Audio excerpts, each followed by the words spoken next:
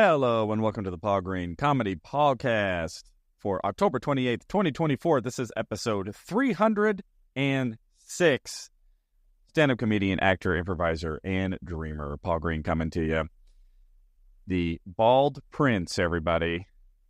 I have not worn this shirt in a while.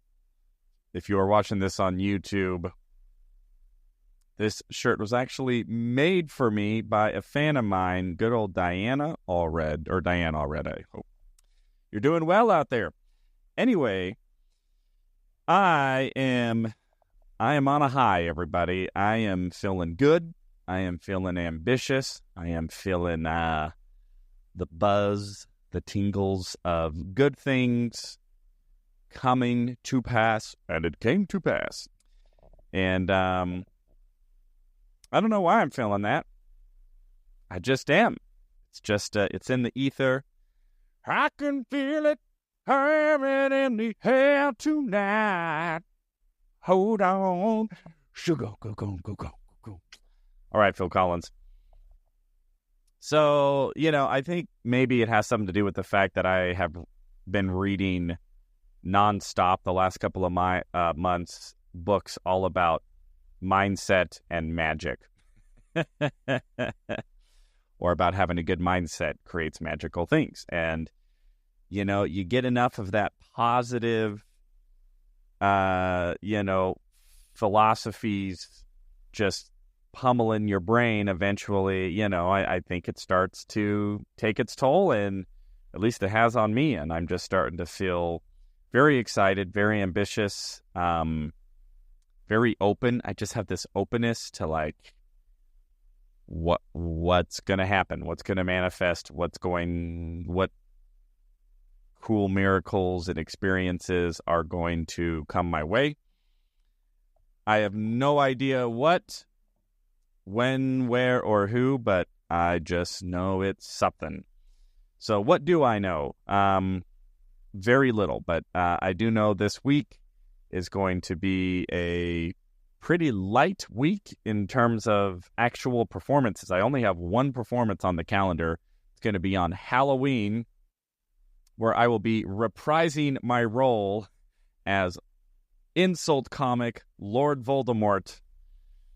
That's right. I will be throwing on the old Lord Voldemort robe. If you follow the podcast, you know that I was in Salt Lake City, Utah over the weekend, dressed up as Lord Voldemort as part of the nation's largest Harry Potter party. And that pretty much all I do is just go around and make fun of everybody in this sort of derivative Lord Voldemort character that I invented, which, well, it's derivative. It bears very little resemblance to the actual Lord Voldemort character that you may have seen in the movies, other than the fact that I look like him and I have a professional makeup artist do my whole face. So anyway, I will be doing that on Thursday at Rick Bronson's House of Comedy up in North Phoenix. And it's just going to be a regular stand-up show. The woman producing it is an incredibly funny comic named Mary Upchurch, who I used to perform improv with out here in Arizona 10, 15 years ago. And she has really developed into an incredibly talented stand-up comedian and is, starting to work her way into producing shows and getting booked at clubs. So she reached out to me about a week ago and said she's doing this Halloween show and asked if I would just come out and, do something in costume. And I'm like, well, I can try just doing Lord Voldemort, but kind of do it as a stand-up sort of roasting the audience type thing and see how it goes. So we'll see how it goes. I have no idea if it's gonna. I don't know what I'm doing. So that's coming up, and then next week I will be doing the Midlife Crisis comedy show, my 2-person comedy show with the one and only Josh Noby up at Desert Ridge Improv. We have been marketing and advertising like crazy for that show, and fortunately, it seems to be going well. We've sold about, at last count, I think 36 tickets, which is pretty freaking good. I hope that's enough to where the club won't cancel. I don't think they will. And we still have a week and a half to push tickets. So we'll hope that maybe this next week and a half we'll start to see a major influx of ticket sales. So we'll see how that goes. So everything's just going really well. Got back from Utah today. Had such a great time playing Lord Voldemort. Got a chance to have lunch with a good buddy of mine up in Salt Lake City who I haven't seen in a couple of years. Always fun to catch up with good people. And other than that, again, I'm just feeling a certain buzz. I'm feeling a certain gratitude, just a certain calmness, a certain contentment that is coupled with like this incredible like drive and ambition and excitement. Just wondering how far can I ride this train, and how big of a train can it get?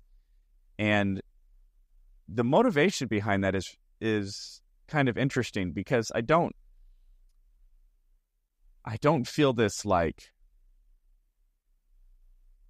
conquering, I've got to like take over and win. It doesn't come from that. It's coming from this energy of just unbridled excitement of how cool would it be if this sort of thing happened or that sort of thing happened, and what would that look like? What would that feel like? And it's just coming from a place of awe and wonder and grace and gratitude and openness. And it's really fun. It's been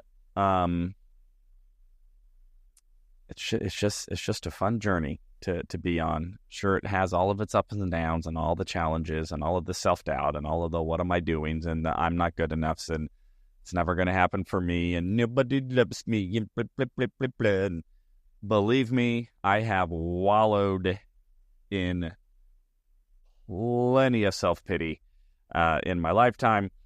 And I'm just grateful that now I am in a really great headspace. I made a decision tonight that I need to double back down on some personal health and fitness goals and professional goals. And I've decided that I will be starting over the 75 Hard Daily Challenge program, which I have now done, I think, 3 times over maybe the last 5 years. If you don't know 75 Hard, you can just go to 75hard.com. It's really just like a daily challenge program. And it's like you exercise twice a day for 45 minutes. You drink a gallon of water. You read like 10 pages of a book. No alcohol, and you stick to a diet with no cheat days or something like that. And I've done that program successfully, 75 days without missing, without fail. And I have, I'm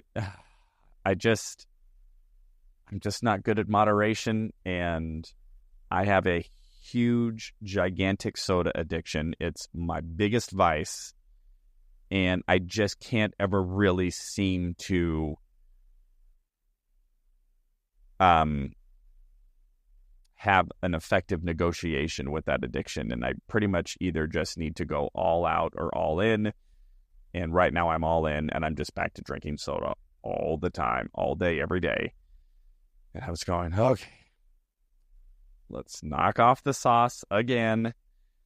But when I do these programs, when I just have something that's just a little bit of an accountability, just a little bit of a push, then, I can knock it off for, 3 months and, I'll do the 75 days. And then once I'm done, like the next day I'm drinking soda again. They told me I should go to rehab. But I look at it as, hey, at least that's 75 days that I'm giving my body a break. So, just doing the best I can. So what I decided to do, though, is I find that the 75 hard as is actually isn't really what I need to be focusing on. It's not like the best program, or like the actual tasks on the daily task list, the 2 exercises, a gallon of water, all of that stuff. I'm going, yeah, for where I'm at, I need to modify that a little bit. So I'm going to do my own 75 hard. And here are my daily challenges. Workout 45 minutes, just one 45-minute workout, not 2. But the second 45 minutes is going to be what I'm going to call a undisturbed writing. In other words, 45 minutes of zoned out, nothing but me and my notebook writing. Phone's off, TV's off, distractions are off. And so that will be my like second 45-minute of exercise, because, you know, I mean, I want to be healthy and in shape, which I think the 75 hard actually lends itself to a fitness challenge. But being in super great shape actually isn't my ambition right now. I want to be in decent shape, but what's more important to me is writing and developing my comedy material.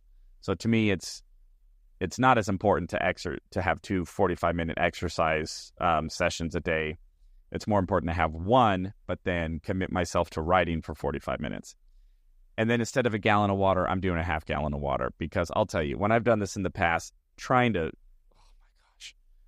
down a gallon of water every single day, especially when I'm not like running a marathon. Like, I remember all of the long distance runners in my high school would bring a gallon of water every day, like the cross country runners. I'm not running cross country. I'm not running 10 miles a day. I don't need a gallon of water. It's too much. It just ruins my appetite. It's like I don't even get to know what it's like to be thirsty anymore. There's no quenching thirst because I'm never thirsty. It's just like I'm always drinking water and I'm always peeing. It's too much. But I also recognize that I am drastically underhydrated almost every day because of my soda addiction. So I'm cutting out the soda. So no soda, including diet, because I went to the doctor for my checkup last week, and she said, yes, even diet soda causes belly fat. And I've noticed that. Like, even when I go to diet soda, I feel like my belly gets bigger. I'm like, what the heck is happening? So no soda, no cheat days, none of this 6 days off, 1 day on, 75 days. No soda shall touch mine lips. So we'll do that. So we'll do that, half gallon of water. And then, and they want you to take a progress picture of like your body so you can see your body transform. So that's the plan, to do that for 75 days. 75 days, every day, without fail, without compromise. 45 minutes at least of exercise, 45 minutes at least of writing, at least a half gallon of water, no soda, take a progress picture. And so I will be starting that tomorrow. So with that, speaking of mindset, speaking of all this positivity, let's turn our focus now to the self-help book I'm reading currently, called Mind Magic, by Dr. I forget it every time, James Doty, I think. So today's chapter was actually interesting. It was actually a sort of a guided meditation. It was like an exercise. So this audiobook is kind of serving as a bit of a workbook as well as, philosophy. And this chapter came right after the chapter where he talks about how everything in his life fell apart and how he thought he had manifested everything that he wanted because he had, put in his vision board that he wanted this big mansion and he wanted all these luxury cars.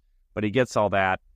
And then, he loses his marriage and is estranged from his daughter. And then he ends up losing all of his possessions anyway because of a huge downturn in the market. So, he had to pretty much sell everything he owned and sold the big mansion. It was empty anyway and blah, blah, blah, blah, blah.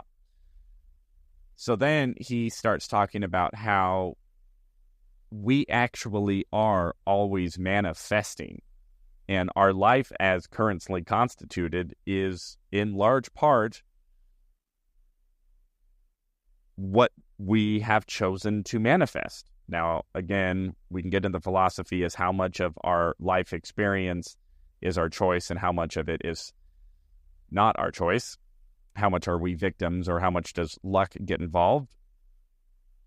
And, we could debate that all day long. It's like debating, can God cook a burrito hotter than he can lift.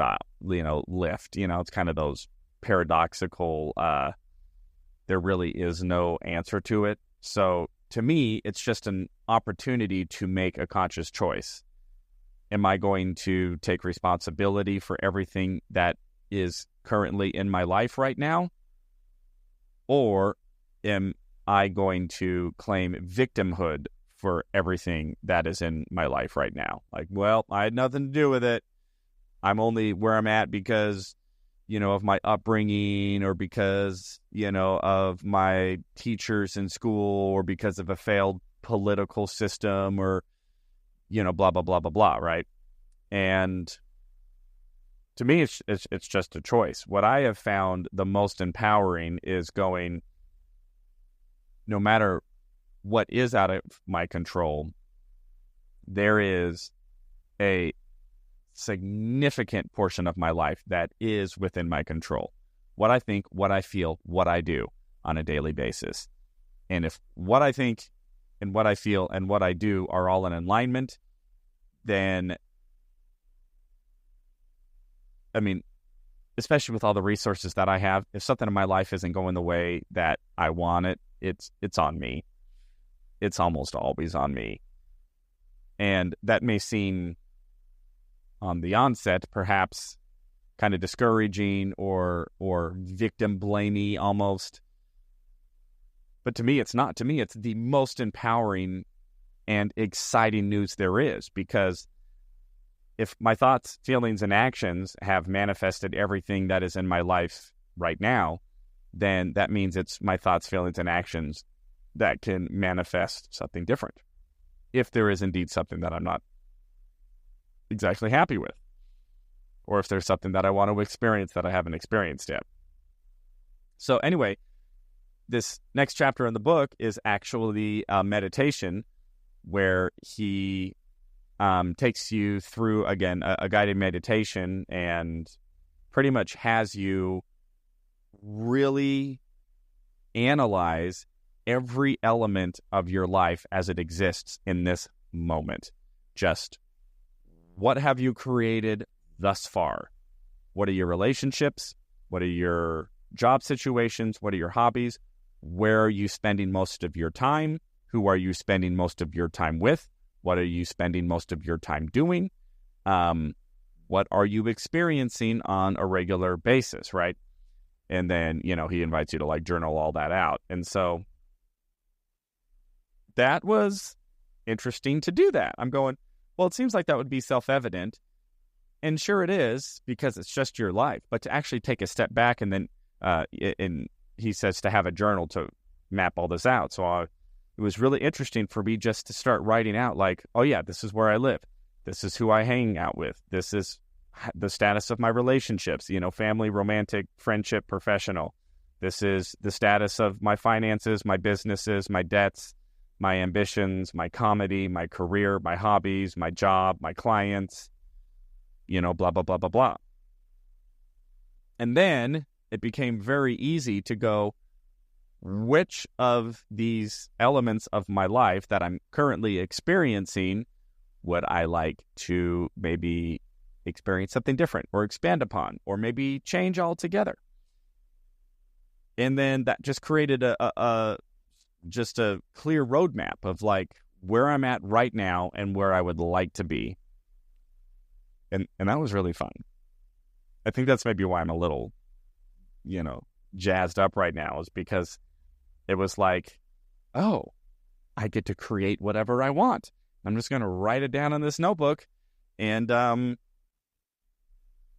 it was just that feeling of joy and excitement and wonder and awe, just like, oh, it would be so cool to experience this, and it would be so cool to have this sort of living circumstances and, relationships that looked and felt like this, and, and just writing it all out and then feeling the emotions of that being my reality was really fun, really exciting.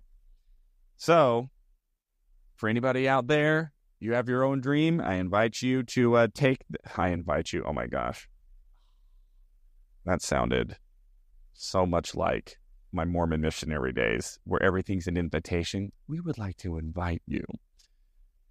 Oh boy, do what you want, all right? If that sounds like a fun exercise, go do it. I had fun with it.